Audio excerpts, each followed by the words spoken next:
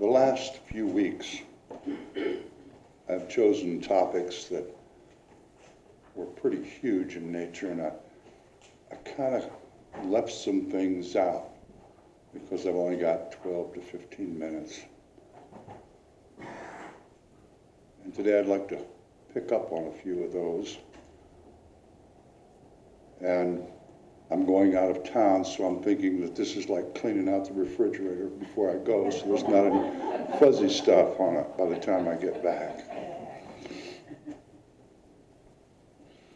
A few weeks ago, I don't remember how long, I think I come here often, but a few weeks ago, I made an analogy and asked the question, who's driving your bus? And I had a lot of comments that hit home for a lot of people. And I'd like to take credit for coming up with that whole philosophy. But I think the first person that really documented and had theory about that was Sigmund Freud in the late 1800s. And his theory was that the average person allows their subconscious to control about 95% of their waking hours. It's just a fact. That's how we humans roll. So, training our subconscious is a pretty important thing. How many times, well, I want something new and different in my life, but the guy driving the bus, we're going down the same road we went down yesterday, last week, last month, and last year. How am I going to see something new? How am I going to experience something new, feel something new? Think something new.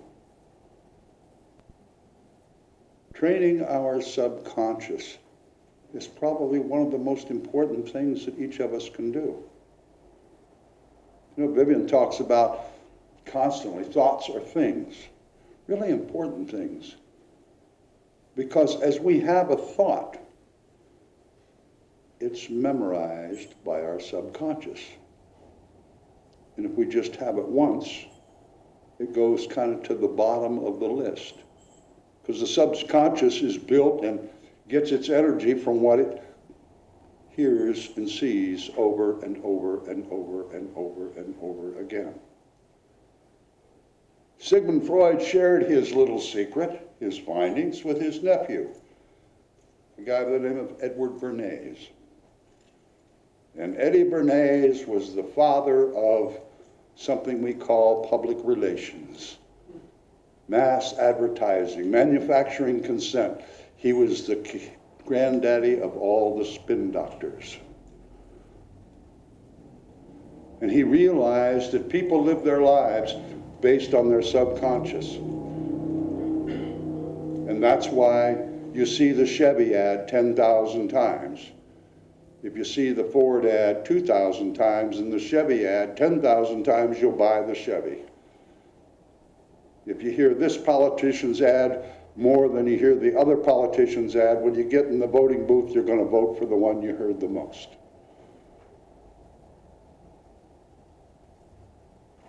And over the majority of our society, that works. Present company accepted.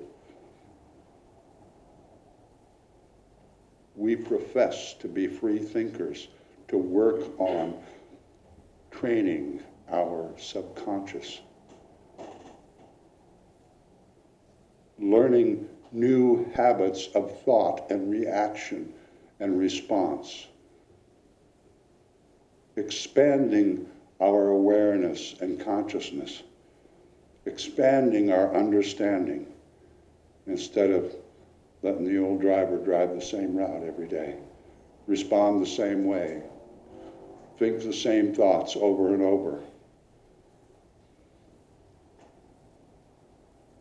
Every one of us here has had an experience of hearing someone say something that is very inspiring. Wow. And that inspirational thought, it's not going to change your life. You might think it will for a moment, but it won't.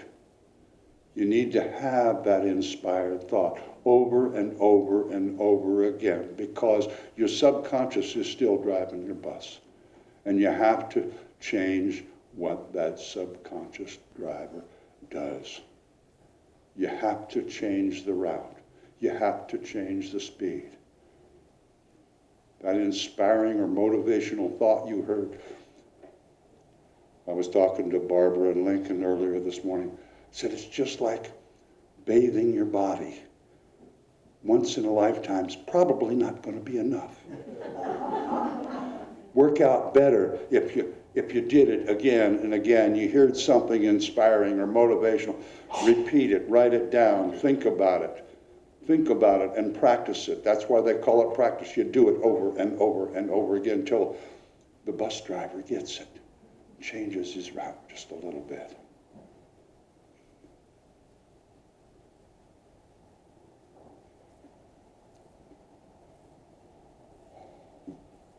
Something else I'd like to talk about today. We're gathering items for homeless folks. Over the last few years, and you can raise your hand, how many of you have participated in sponsoring and supporting the refugee family, supporting the fire victims, supporting the homeless people, several drives we've done for homeless folks, working together to see sure that our board tithes financially to some deserving organization in our community? Did anybody not have a chance to raise their hand? Now, another chance to raise your hand. Do you feel that your participation in this stepping outside of the ordinary, this participating in sharing yourself in an uncommon way, has enriched your life? Okay. Thank you. That just made the rest of my talk have meaning. Otherwise, time to go. When you come into membership here at Church of the Oaks, we don't ask you to go to catechism classes or take training. We ask one thing, and that's that you pledge to share your time and your talent and your thought and your treasure, the 4 T's. How many have not heard that before? We've heard it. And the reason that's what we ask is because that's the law. That's the spiritual law. And summed up into 4 words or 5 words, 6 words, sharing your time, talent, thought, and treasure. That is the most simplistic way and most all-inclusive way of following that spiritual law. Because when you're sharing those things, your time and your talent and your thought and your treasure, you are elevating your consciousness. You're opening up that flow of abundance that comes from our source. You know, Matthew Fox, when I first came to Church of the Oaks a long time ago and joined, there was a book study group. And of course, as a new member, you're into everything. Yes. So I participated. And the book study group was studying a book by Matthew Fox. He lives down in Berkeley. I think he's still alive. I'm pretty sure he is. But he had this book called One River, Many Wells. And at that time, with that group, I was a little put off because everybody was kind of intent on showing how intellectually enlightened they were in their opinion and theory of what Matthew was meaning.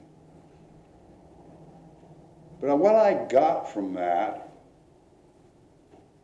was that the one river is our source, it's spirit. And the many wells are the different ways to tap into that. And each one of us can have a well. Each one of us can have 4 or 5 wells. A well for our time, a well for our talent, a well for our thought, a well for our treasure. And we can use that well, or those wells, to serve our own needs, to get our own water in whatever aspect that is. Doesn't help the rest of the world. Or we can use those wells to feed and quench the thirst of lots of folks around us, of our community, for a thing called the greater good. I think you've heard that before. And what if we looked at this not so much as a well, but each one of us as a conduit, because we truly are. Each one of us is the manifestation of spirit. In this well, we drill down into our source of the unlimited, infinite abundance that flows. What if we just stood back and thought that we are a conduit? We've found a way to tap into that source and just let it flow through us. Think of what that can do. And sharing our time, our talent, and our thought, and our treasure through this conduit of unlimited, infinite supply. I'm going to ask another question. Oh, and this is going to be touchy and sensitive, just so you know. Everybody in here raised their hand that's stepping out of their comfort zone, expanding their awareness and participation in sharing their time and their thought and their talent and their treasure in collecting things for other people, in helping our community. Everyone said that enriched their lives. You don't have to raise your hand. How many of you have increased your tithe to Church of the Oaks in the last year or two? We're fine financially, but are you fine financially? I'm suggesting, in fact, I'm telling you because it's the truth, it's the law. If you increase what you share as your treasure, your life will be enriched in the same fashion as when you shared your time or your energy or your talent. And I know it's true because that's the law. And I know a few people in here who have made exclamation that when they increase their tithe, their overall prosperity increased as well. That's not a surprise. That's the law. There's actually very few spiritual laws if you get right down to it. Another one's reciprocity. What goes around comes around. What you reap is based on what you sow.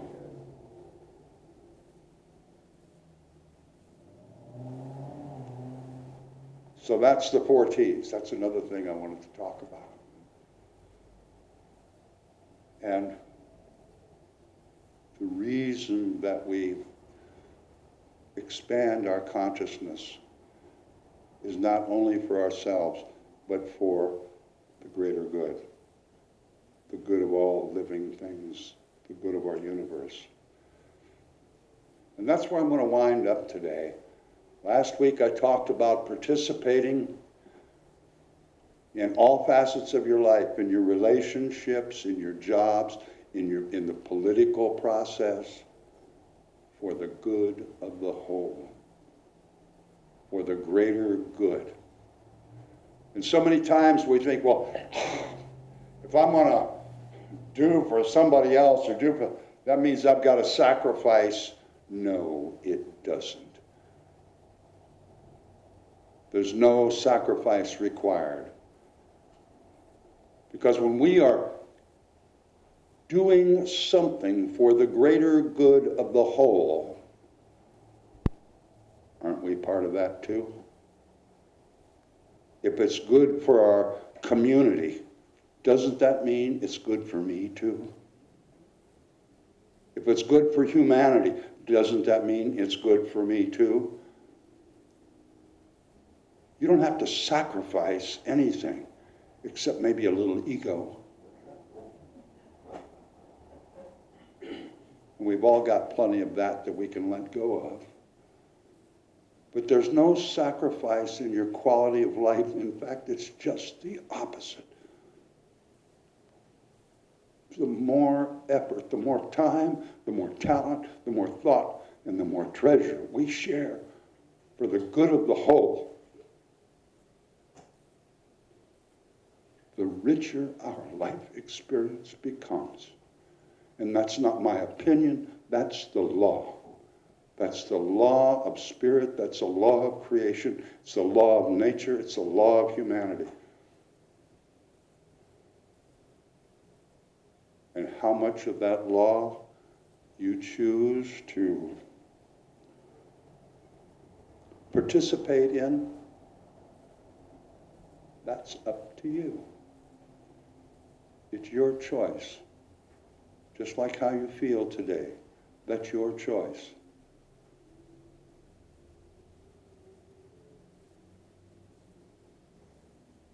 Think, feel, and don't be afraid to get in the driver's seat of this moment. The past and the memories don't have to drive the bus. You can sit down in the seat of the bus and take it to a new place. A place that will give you some things, some experiences in life you never even dreamed you could have. Because that's the law. And so it is. Now let's take